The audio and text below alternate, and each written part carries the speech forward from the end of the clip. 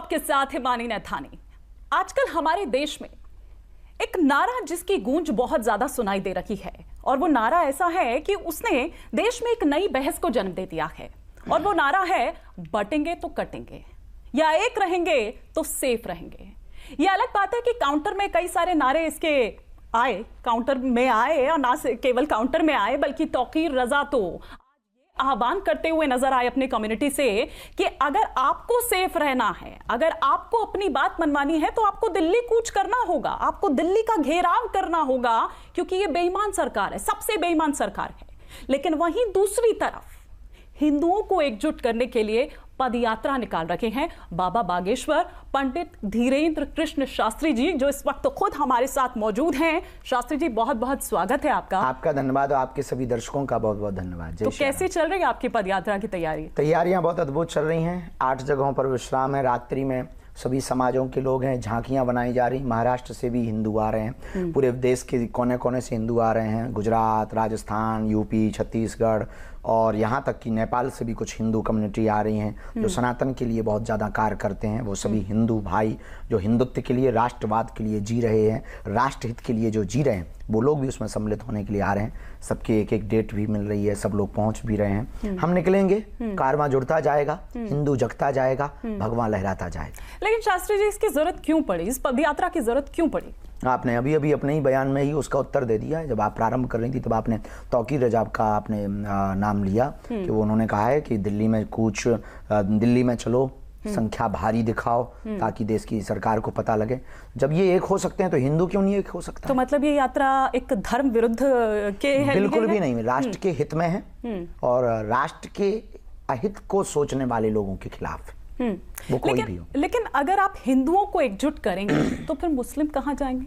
वो आ सकते हैं हमारे साथ, हमें कोई दिक्कत नहीं, भारत में ही रहेंगे, कहीं जाने की उनको जरूरत नहीं है।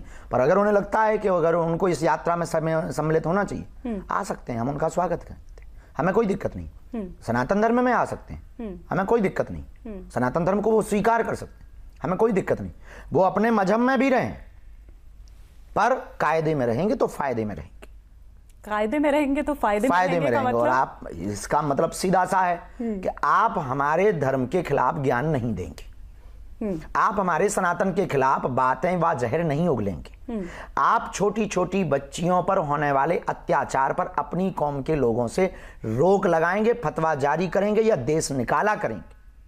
आप राम के राष्ट्र में राम के होने का सबूत नहीं मांगेंगे। आप कृष्ण जहां प्रकट हुए हैं उस भूमि के लिए आप जो है उसे अपनी संपत्ति नहीं बताएंगे। आप प्रायोजित तरीके से रामचरितमानस को जलवाने के लिए प्री प्लान नहीं करेंगे। आप राजस्थान जैसे प्रदेश में भीलवाड़ा में आपके इस समाज के एक युवक द्वारा गाय की पूंछ काट करके हनुमान जी पर चढ़ा दी जाती है और देश का कोई भी मुसलमान नहीं बोलता है। आप इस देश का खा करके जय फिलिस्तीन नहीं बोलेंगे। क्यों? क्योंकि आप भारत का खाते हो, आप फिलिस्तीन का नहीं खाते हो। आप वंदे मातरम क्यों नहीं गाएंगे? वंदे मातरम कहने में दिक्कत क्या है? क्यों नहीं राष्ट्रगीत गाएंगे? तो हमारा कायदे में फायदे में रहने का मतलब सीधा है कि आप इस देश के साथ चलें, जैसे आपके पूर्वजों ने आजादी के लिए इस देश के लिए लड़े, जैसे रहीम और रस खान ने इस देश में एकता का संदेश दिया। हमने भी मिसाइल मैन को स्वीकार किया, रस खान को स्वीकार किया, रहीम को स्वीकार किया। हम आपके खिलाफ नहीं हैं, लेकिन अमानवीय कृत्य के खिलाफ हैं, इसलिए कायदे में रहेंगे तो फायदे में रहेंगे। न सिर्फ तौकीर रजा बल्कि इमरान मसूद भी ये कहते हुए नजर आए। वो कह रहे हैं कि अगर ऐसा ही रहा तो फिर तो कल को कब्रिस्तान के लिए, ना केवल कब्रिस्तान बल्कि ईदगाह तक के लिए जमीन नहीं हमको मिलने वाली है। देखिए, 2005 में वक्फ बोर्ड के पास में 50,000 एकड़ जमीन थी। 2024 में मात्र 19 साल में इतना प्रोग्रेस हो गया कि 8.5 लाख एकड़। गजब है। आपने यहां तक कह दिया कि संसद भवन, जहां भारत की संसद भवन है, वो भी आपकी वक्फ बोर्ड की जमीन है। कल के दिन आप जो है तिरुपति बालाजी, वैष्णो देवी, बागेश्वर बालाजी, ये कह देंगे वक्फ बोर्ड की जमीन पर, फिर तो हो गया खेल। नहीं, अभी और सुनिए। और इस देश में जब कोर्ट है तो सबके लिए है। आपका अलग से कोर्ट क्यों होगा? आप अलग से कोर्ट क्यों चलाएंगे? या तो ये कोर्ट बंद कर दो या वो कोर्ट बंद कर दो, या तो सनातन का बोर्ड बना दो या फिर वक्फ बोर्ड विराम कर दो। रही बात जमीनों की, तो हम भी तो इस देश के हैं, हमारा भी तो बोर्ड बनना चाहिए। तुम्हारा मजहब है तो हमारा भी तो धर्म है। आप वक्फ बोर्ड है तो सनातन बोर्ड भी होना क्यों नहीं होनी चाहिए? आपका भर रहे, गजब के हो आप लोग भी, और सरकार भी आपकी गजब की भी। एक तरफा ही क्यों, दो तरफा खेलें। और इस देश के लोग भी गजब के हैं, एक तरफा ही बात क्यों करें? हम भी तो इस देश के हैं। लेकिन मेजॉरिटी तो यहाँ की हिंदू है ना, तो एक तरफा बात किस तरफ हुई? ये फंस गया सीएम। हिंदू अगर हैं तो हिंदुओं का है क्या? मस्जिदों पे आपका अधिकार नहीं है, आपकी सत्ता का और सरकार का अधिकार नहीं हो सकता, लेकिन मंदिरों पे अधिकार है सरकार का। गजब बेइज्जती है।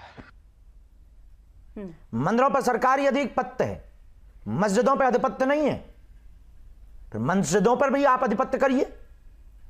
हिंदुओं के देश में हिंदू राष्ट्र की मांग करते हैं तो आपको बुरा लगता है, फिर आप कहते हो कि नहीं नहीं नहीं, ये तो फिर संविधान के खिलाफ। अच्छा, इसकी परिभाषा क्या है? क्योंकि हिंदू राष्ट्र आपने पहले कहा और अब तो आप भगवा हिंद लेकर आ गए, तो ये भगवा हिंद कैसे हो? इसको थोड़ा सा परिभाषित अगर उन्होंने कहा कि गजवाई हिंद होना चाहिए। हमने कहा कि भाई चलो ठीक है, गजवाई हिंद होना चाहिए तो भगवाई हिंद होना चाहिए।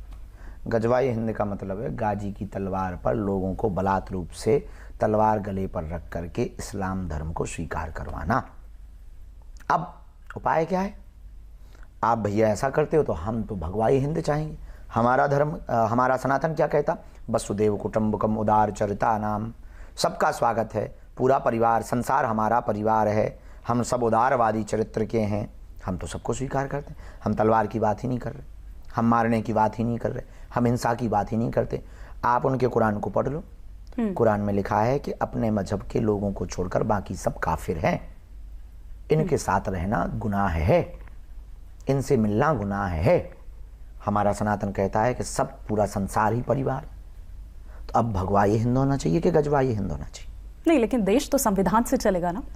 ये उनको समझना चाहिए। जो तौकीर रजा ने बयान दिया, तो दूसरे साहब ने बयान दिया, वही हम उनसे कहना चाहते हैं। संविधान से चलेगा तो दोनों लोग भी संविधान। भगवाए हिंद पे मैं जानना चाह रही हूँ कि देश संविधान से चलेगा ना, क्योंकि जब गजवाए हिंद में तब हम कहते हैं कि शरीयत से थोड़ी चलेगा, देश तो संविधान से चलेगा। हाँ। लेकिन इधर भी, क्योंकि अगर इधर से भी ऐसा ही होने लगेगा उस तरफ से भी, तो फिर तो देश छठे साठ्यम समाचरित, लोहा को लोहा काटता है। जब आप नहीं मानेंगे तो फिर किया क्या जाएगा? संविधान वो मानने को तैयार कहाँ है? वक्फ बोर्ड क्या है? आपके संविधान को मानता है? उनकी अलग लॉ है, अलग कानून है, और उनकी जजमेंट में आपका संविधान जजमेंट नहीं देता है। फिर संविधान जब चलेगा तो सबके लिए संविधान बराबर करिए, एक होना चाहिए, उनके लिए भी होना चाहिए। हम लोगों के संविधान का ज्ञान, उन लोगों को महान, गजब की पागलपंती। लेकिन आप ये कहते हैं कि हिंदू अगर एक नहीं हुए तो जैसे कश्मीरी पंडितों का हाल हुआ, जैसे बांग्लादेश में हुआ या कनाडा में जो ये हो रहा है, उसी तरह से हो जाएगा। उससे बदतर होगा, उससे बदतर होगा। ऐसा क्यों लगता है आपको? लगता, दिख रहा है, हो रहा है। लेकिन जिस कश्मीरी पंडित को विस्थापित कर दिया, पश्चिम बंगाल में दुर्गा पंडालों को भी नहीं लगाने देते।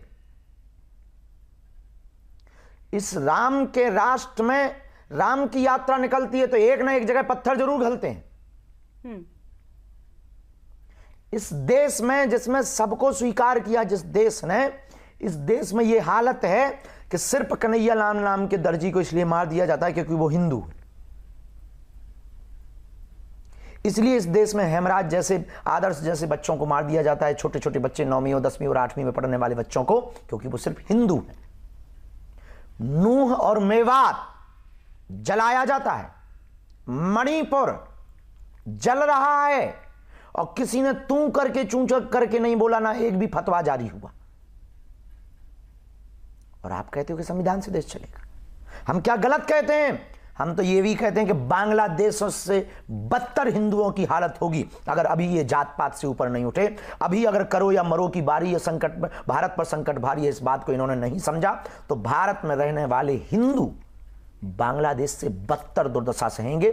आज हमारी बात तुमको बुरी लगेगी, आज हमारी बात अप्रासंगिक लगेगी, क्योंकि हम 10 साल बिफोर बोल रहे हैं। दूसरी बात, इजराइल क्यों लड़ रहा है? आसपास इस्लामिक देश है, वो सिर्फ अपनी संस्कृति को बचाने के लिए लड़ रहा है, अपनी संस्कृति को बचाने के लिए वो संघर्ष कर रहा है। हिंदू क्यों नहीं कर रहा?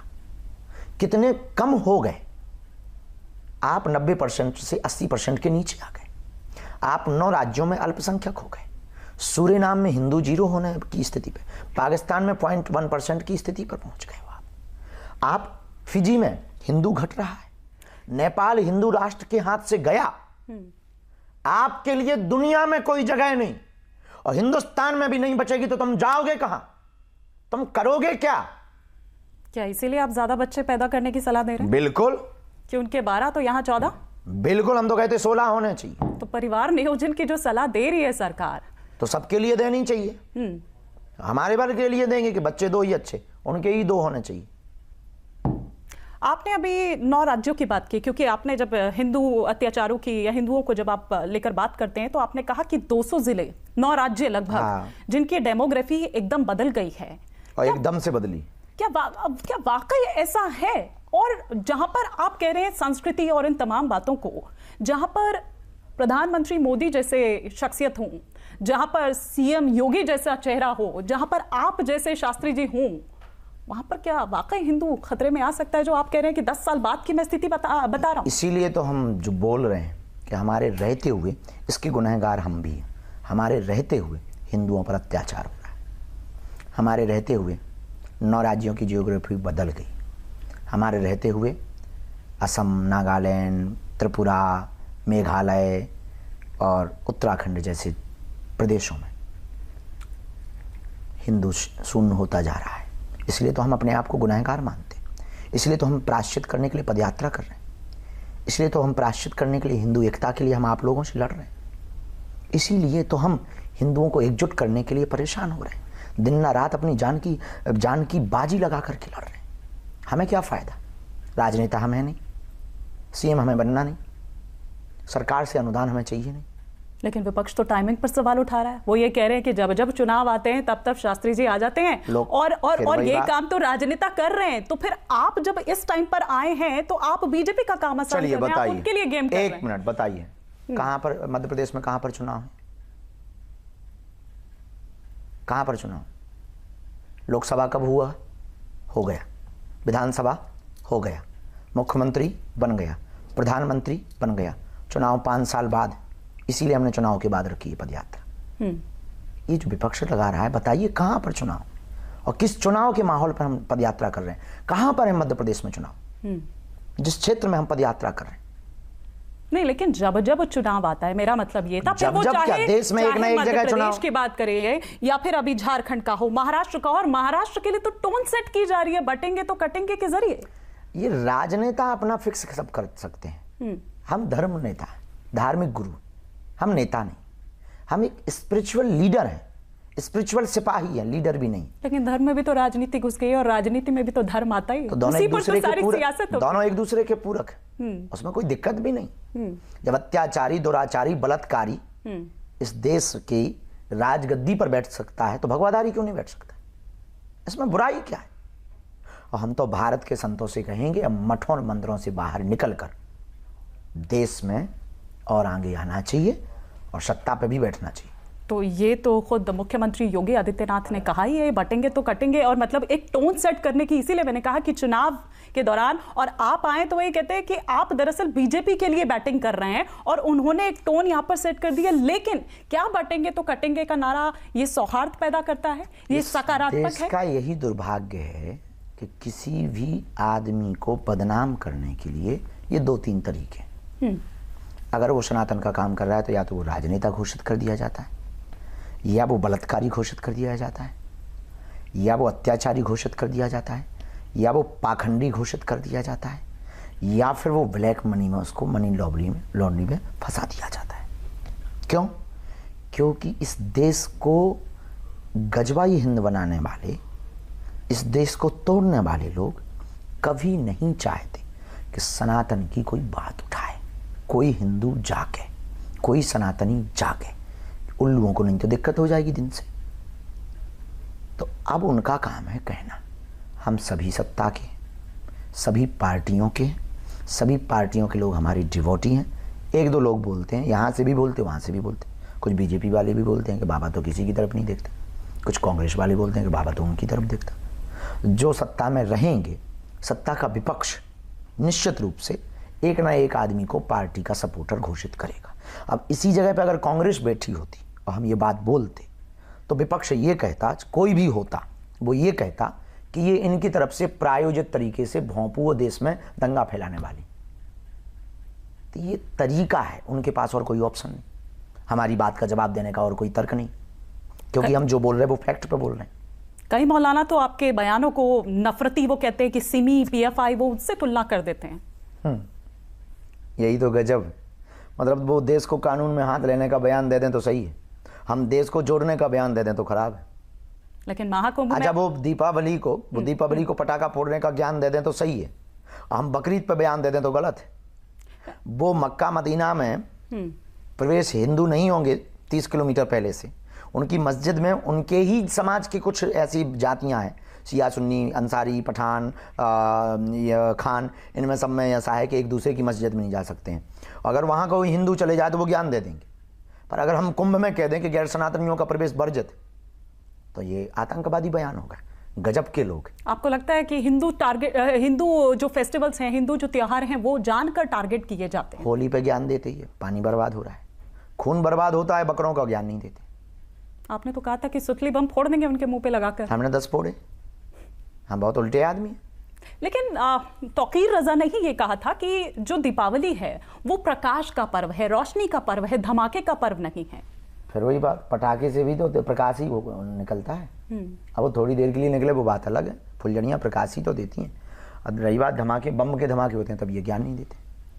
इस देश में बम के धमाके हो रहे हैं तब ज्ञान नहीं देते, पटाखों के धमाके से इन्हें दिक्कत होगी। प्रकाश का पर्व तो हमने दीपक भी जलाए, अब उन्हीं में से एक ज्ञान देते हैं कि जितना दीपावली पर अयोध्या में तेल और घी जलाया गया उतना गरीबों में बांट देते, भला हो जाता। अगर हम ज्ञान देते कि जितना बकरे काटते हैं वही रुपया अगर गरीबों में देते तो भला हो जाता, तो उनको आग लग जाती। लेकिन अगर वो शब बारात में यही आतिशबाजी करते हैं तब वो उसमें नहीं सुनते, वो उसमें उन्हें मजा आता है। और उसके साथ साथ इनके ही जब किसी फिल्म स्टार की फिल्म आती है तो उसमें ये आतिशबाजी करते हैं। कुछ फिल्मकारों ने भी बयान दिया, फिल्म वाले आए, पटाखे नहीं फोड़ना चाहिए, जानवर डर जाते हैं और पटाखे नहीं फोड़ना चाहिए, प्रदूषण हो जाता है। हमें बड़ी बुरी लगी, हमने कहा क्या धूर्त आदमी है, खुद की पिक्चर जब रिलीज होती है तो ये पटाखे फोड़ते हैं, आज ये वीडियो बना के ज्ञान पेल रहे हैं। हिंदुओं को अब समझना पड़ेगा इन दो मुखी अजगरों से। तभी आप कह रहे हैं कि सबको अपने नाम के आगे हिंदू लगाना चाहिए? बिल्कुल लगाना चाहिए, उससे आपको गर्व के साथ कि पिक्चर बदलेगी? बहुत बदलेगी, बदल रही है, हिंदू बदल रहा है, हिंदू एकजुट हो रहा है और होगा। जब तक नहीं होगा तब तक हम इनका पीछा नहीं छोड़ेंगे। और हमारा सनातन इतना अद्भुत है, यहाँ हमेशा बदलाव होते रहे। बाल विवाह प्रथा राजा राम मोहन राय ने हमेशा बदलाव होते रहे, बंद हो गई। सती प्रथा बंद हो गई, जो क्रूतियां थी हम लोग बलि प्रथा पे, हमारे सब साधु संत महात्मा संतों और हिंदुत्व के प्रति कार्य करने, बलि प्रथा पे हम लोग कार्य कर रहे हैं।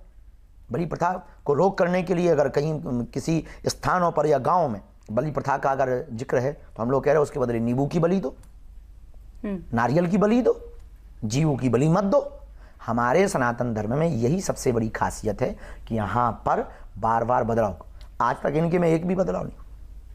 मैं महाकुंभ वाले पॉइंट पर वापस आना चाहूंगी क्योंकि आपने कहा कि गैर हिंदू, गैर सनातनियों की एंट्री बैन है। गैर सनातनियों की, अब वो हिंदू भी हो, कई तो विदेश से भी आते हैं लोग, तो अगर वो सनातन से उन्हें प्यार नहीं है तो क्या मेरे आंगन में तुम्हारा क्या? या सिर्फ मुस्लिमों की एंट्री बैन? नो, गैर सनातनी। आप कहते हैं कि इनसे नहीं सामान खरीदा जाए, इनसे ना ये क्यों खरीदा जाए? जिन्हें ज्ञान नहीं है हवन सामग्री का, नवग्रह लकड़ी का, जिन्हें ज्ञान नहीं पंचरत्न का, सर्वौषधि का, त्रिवेणी संगम का, कौन कौन सी उसमें नदियां समाहित हैं, कौन गंगा है, जमुना है, सरस्वती है और कहां से प्रकट हुई हैं, वहां की महिमा पता नहीं, उनको शाही स्नान का पर्व पता नहीं, उनको मौनी अमावस्या के पर्व का पता नहीं, बसंत पंचमी के पर्व का पता नहीं, शिवरात्रि के पर्व का पता नहीं, शिव स्थापना का उन्हें पता नहीं है, चरण संतों की चरण रज का उन्हें मतलब पता नहीं, संतों के ज्ञान का पता नहीं है, सत्संग से लेना देना नहीं है, खालसा से लेना देना नहीं है, मठों के महंत महामंडलेश्वरों से लेना देना नहीं है, तो फिर धंधे से क्या लेना देना?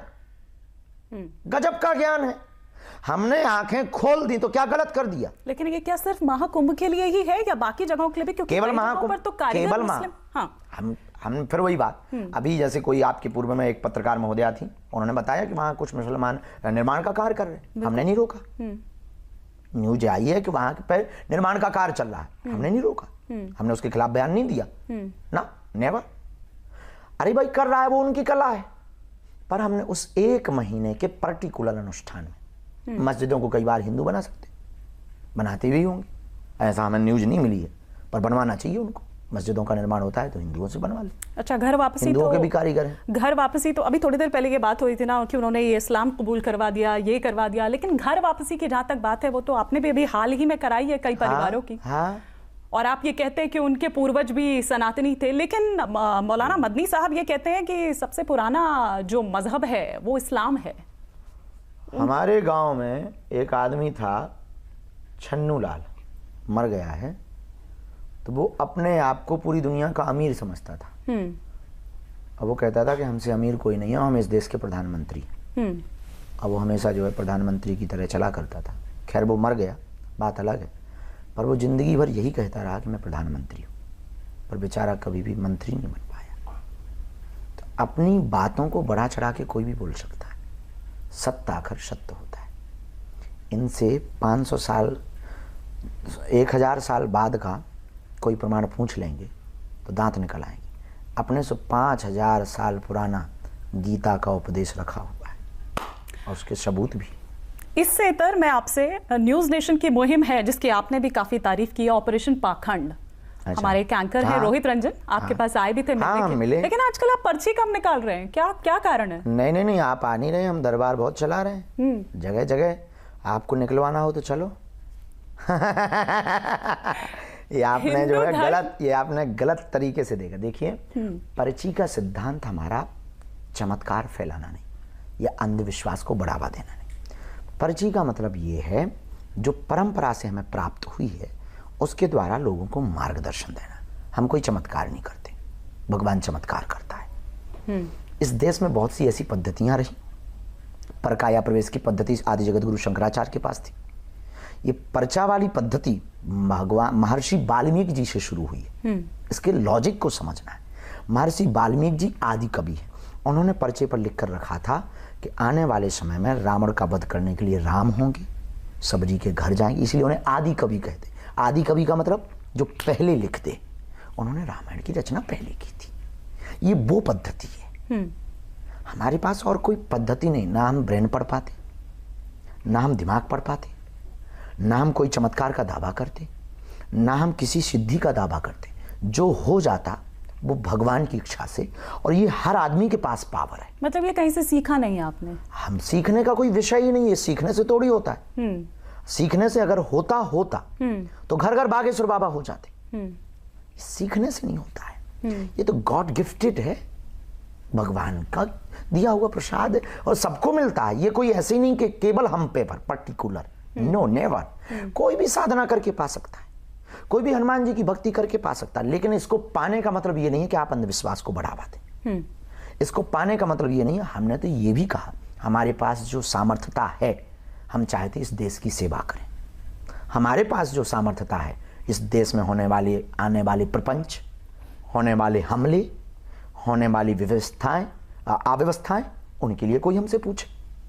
निश्चित रूप से हम देश के लिए, हित के लिए कार्य। अभी तो हमने अपनी टीम को भी बोला है एक मेल बना करके इस देश में एस्ट्रोनॉट अंतरिक्ष यात्रा के लिए जो इसरो काम कर रहा है उसमें अगर कहीं हमारी भूमिका लगे तो अनऑफिशियली, चूंकि हमारे पास कोई लॉजिक पढ़ाई नहीं है साइंस की, तो अनऑफिशियली आप हमारी मदद ले सकते हैं।